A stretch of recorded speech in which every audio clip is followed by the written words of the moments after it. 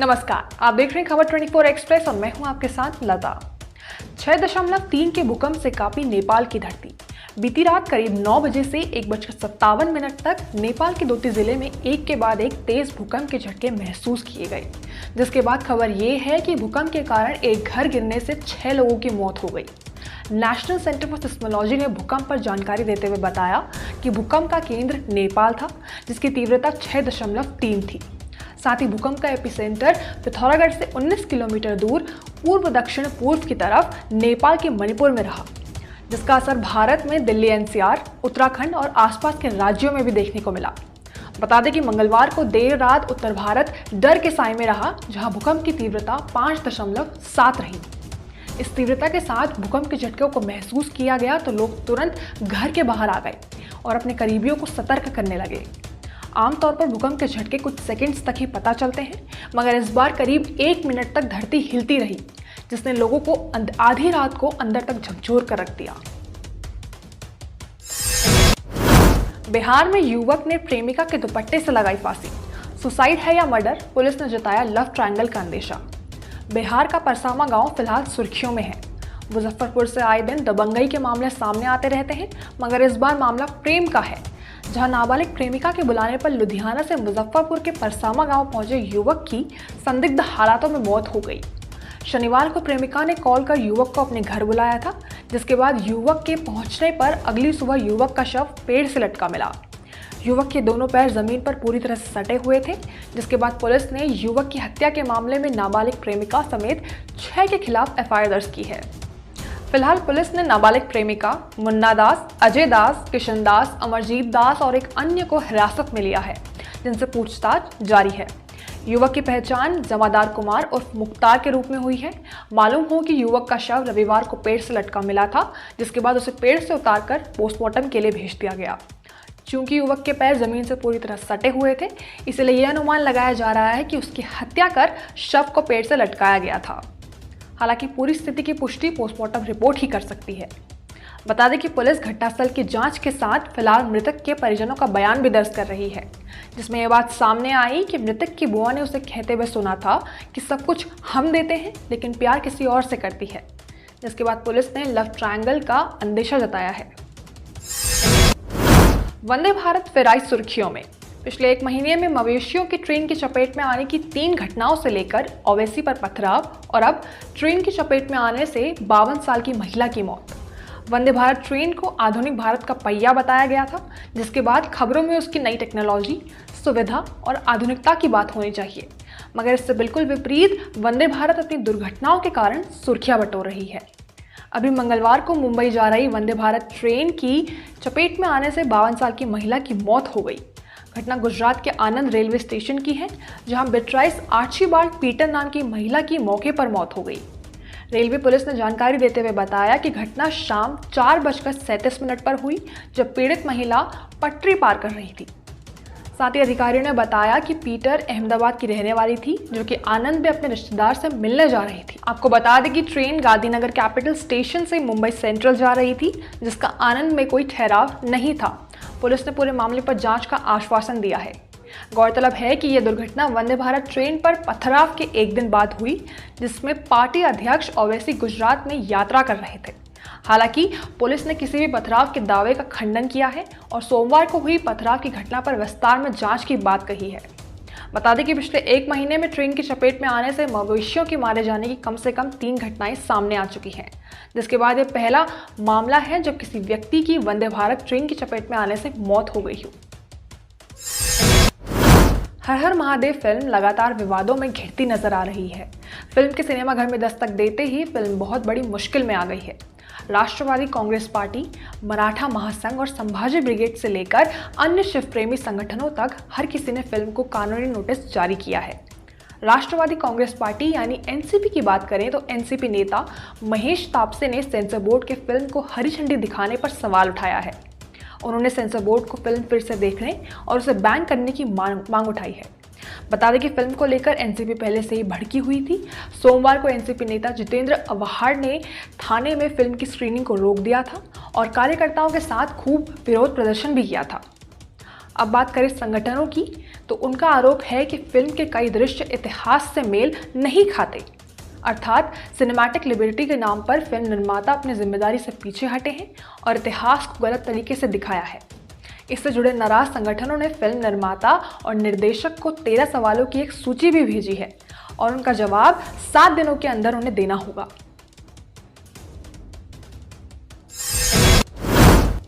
Email से रुक गई वोट काउंटिंग, नहीं चुना गया नया नेता। राजस्थान की है ऐतिहासिक वारदात, आइए जानते हैं कब क्यों कैसे इस रिपोर्ट में।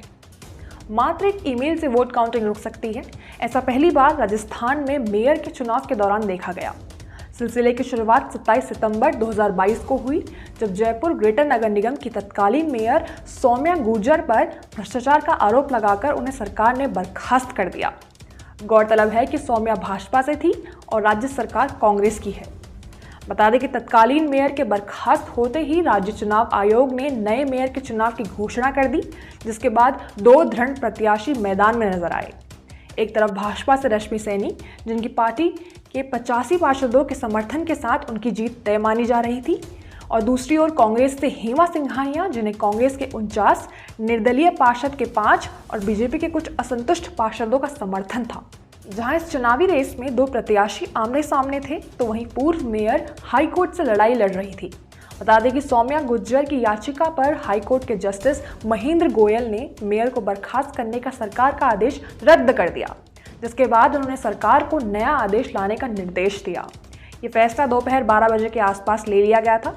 हालांकि इसका लिखित आदेश नहीं आया था, जिसके चलते ग्रेटर नगर निगम मुख्यालय में काउंटिंग शुरू हो गई।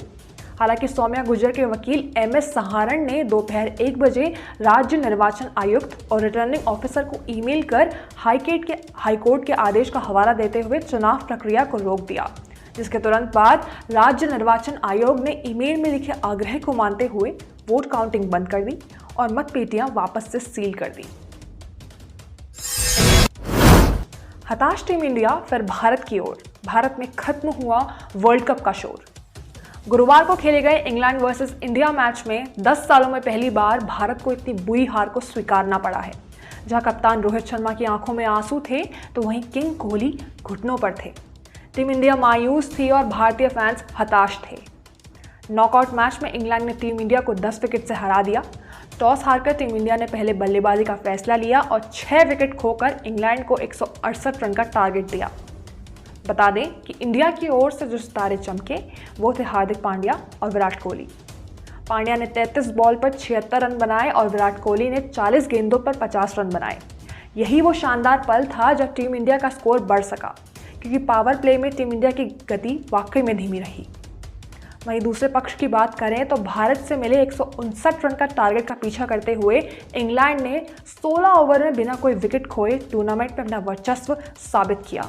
इंग्लैंड के ओपनर्स एक्सेल हेल्स और जॉश बटलर ने नाबाद 170 रन की पार्टनरशिप निभाई, जिसमें बटलर ने 80 रन की नाबाद और हेल्स ने 86 रन की नॉट आउट पारी खेली।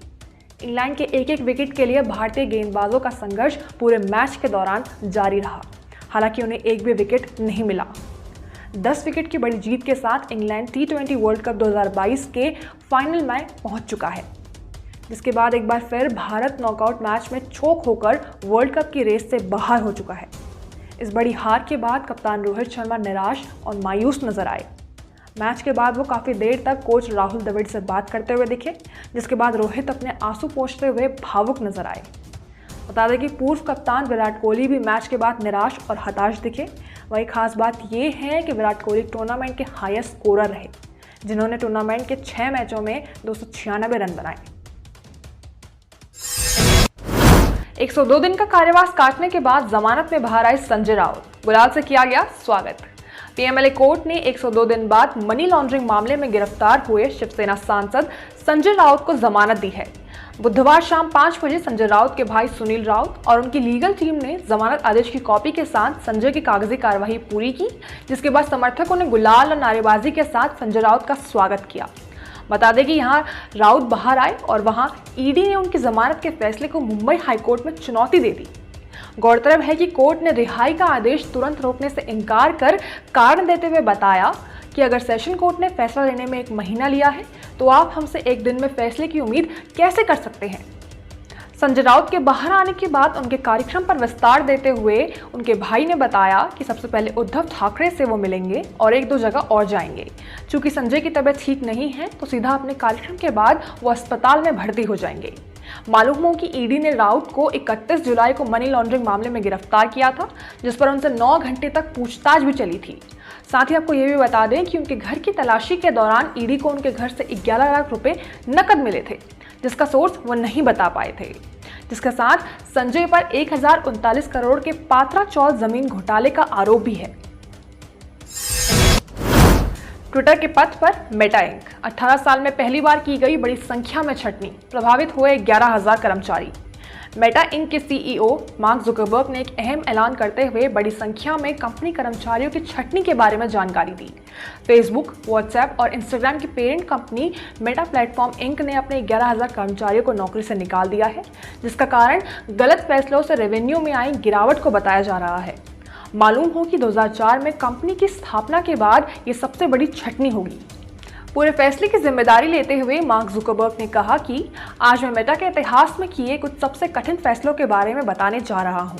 हमने अपनी टीम साइज में करीब 13% कटौती करने का फैसला लिया है, जिससे 11,000 से अधिक प्रतिभाशाली कर्मचारियों की नौकरी जाएगी। हम खर्च में कटौती करके और Q1 तक हायरिंग फ्रीज को बढ़ाकर ज्यादा कुशल कंपनी बनने की राह पर अग्रसर हैं। मैं इन फैसलों की और इन तक पहुंचने की जवाबदेही लेना चाहता हूं। मुझे पता है कि ये सबके लिए कठिन है और खास तौर पर जो मेरे इस फैसले से प्रभावित हुए हैं उनके लिए मुझे खेद है।